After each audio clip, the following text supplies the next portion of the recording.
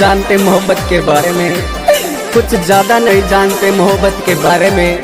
बस उन्हें सामने देखकर मेरी तलाश खत्म हो जाती है। बस उन्हें सामने देखकर मेरी तलाश खत्म हो जाती है।